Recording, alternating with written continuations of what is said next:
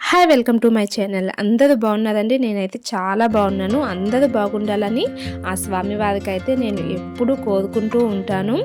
So ఇక మన వీడియోలోకి వెళ్తే మనకి మాఘమాసం ఇంకా స్టార్ట్ అవుతుందండి. పుష్యమాసం అయిపోయి మాఘమాసంలో అయితే మనం అడుగు పెట్టేస్తున్నాము. మనం ఈ జనవరి 18న అమావాస్య అయిపోయాక మనకి ఫస్ట్ 19 పాడ్యమి రోజు నుంచి మనకి మాఘమాసం అనేది స్టార్ట్ అవుతుంది. జనవరి 19 నుంచి ఫిబ్రవరి 17 వరకు మనకి మాఘమాసం అంటారు.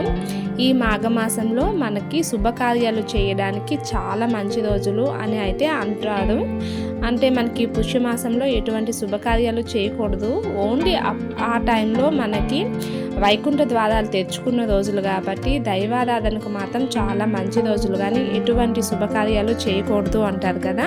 సో ఇంకా ఈ మాఘమాసం స్టార్ట్ అయితే మనకి అన్ని శుభకార్యాలు చేసుకోవచ్చండి. మనకి గ్రీన్ సిగ్నల్ ఇచ్చినట్టే వివాహం కానీ, గృహప్రవేశం కానీ, పుట్టెంటుకలు తీయడం, బారసాల, అట్లానే మనం చిన్న చిన్నవి చేసుకునే వ్రతాలు, పూజలు ఏవైనా స్టార్ట్ చేయొచ్చండి.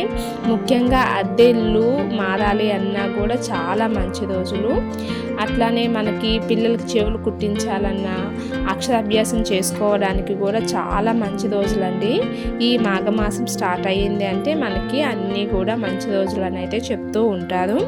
సో ఈ మాఘమాసానికి ఆహ్వానిస్తూ మా ద్వారా లక్ష్మీ అలంకరణ అయితే సింపుల్గా ఈ విధంగా చేసుకున్నాను. మీరు ఒకసారి చూడండి. మీకు నచ్చితే లైక్ చేయండి, షేర్ చేయండి. అలానే ఎలా ఉందో కామెంట్ చేయడం అస్సలు మర్చిపోవద్దు. అన్నిటికన్నా ముందు మన ఛానల్ని ఫస్ట్ టైం చూస్తే సబ్స్క్రైబ్ చేయడం అస్సలే మర్చిపోవద్దు. అలానే ఈ మాఘమాసం మనకి చాలా మంచి రోజులు ఉన్నాయండి. మాఘ పౌర్ణమి ఉంది, మనకి వసంత పంచమి, రథసప్తమి, భీష్మ ఏకాదశి, ఇలా చాలా మంచి రోజులని అయితే అన్నీ ఉన్నాయి. నెల మొత్తం కూడా ఉన్నాయి. అలానే నేను మార్గశిర మాసంలోని చేసే లక్ష్మీదేవి పూజలు ఏ కారణాల చేతైనా చేసుకోలేని వాళ్ళు ఉంటారు కదా.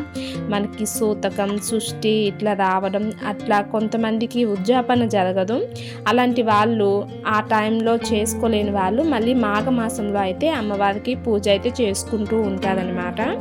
ఎవరైనా కొన్ని మిస్ అయిపోతుంటాయి కదా, అలాంటి వాళ్ళు మళ్ళీ ఈ మాఘమాసంలో కూడా అమ్మవారికి పూజ చేసుకుంటూ ఉంటారు. లాస్ట్ టైం మా అమ్మగారికి ఏమో మా తాతయ్య చనిపోవడం వల్ల అవ్వలేదు. సో మార్గశిర మాసం కాకపోవడం వల్ల మాఘమాసంలో అయితే ఒక వారం అమ్మవారికి అయితే మంచిగా పూజ అయితే చేసుకున్నారనమాట. సో ఎవరైనా ఏ పూజలైనా మనకి ఉండిపోతే కనుక మళ్ళీ మాఘమాసంలో స్టార్ట్ చేస్తారు. అలాగే 7 శనివారాల వ్రతం మనకి మార్గశిర మాసంలో కార్తీకంలో స్టార్ట్ చేస్తారు.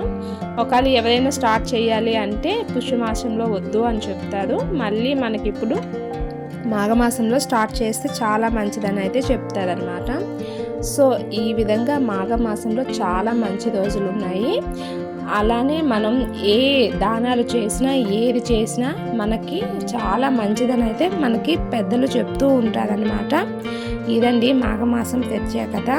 సో మీకు ఈ వీడియో నచ్చిందా? నచ్చితే లైక్ చేయండి, షేర్ చేయండి. ఎలా ఉందో కామెంట్ చేయండి. అన్నిటికన్నా ముందు చెప్పాను కదా, మన ఛానల్ని సబ్స్క్రైబ్ చేయడం అస్సలు మర్చిపోవద్దు. మన ఇంటి ముందు ముగ్గు ఏ విషయంలో అయినా ఉంటుంది కదండి. ఏ పండగ అయినా, ఏ పూజ అయినా కూడా ఇంటి ముందు అయితే చిన్నగో పెద్దగో ముగ్గు అయితే వేసుకోవడం మన సాంప్రదాయం కాబట్టి ఈ మాఘమాసానికి ఆహ్వానిస్తూ ఈ విధంగా నేను ద్వారలక్ష్మి అలంకరణ అయితే చేసుకున్నాను. మీకు నచ్చిందా? నచ్చితే లైక్ చేయండి, షేర్ చేయండి. ఎలా ఉందో కామెంట్ చేసేయండి. అన్ని రకాల ముగ్గులు మన ఛానల్లో అయితే ఉంటాయి. అన్ని ట్రెడిషనల్ యాక్టివిటీస్ కూడా ఉంటాయండి. మీకు ఒకవేళ నచ్చితే కనుక లైక్ చేయండి. అలానే ఈ వీడియో కింద హైప్ బటన్ ఉంటుంది, హైప్ అయితే చేయండి. మరొక మంచి వీడియోతో మళ్ళీ కలుద్దాం. Bye bye.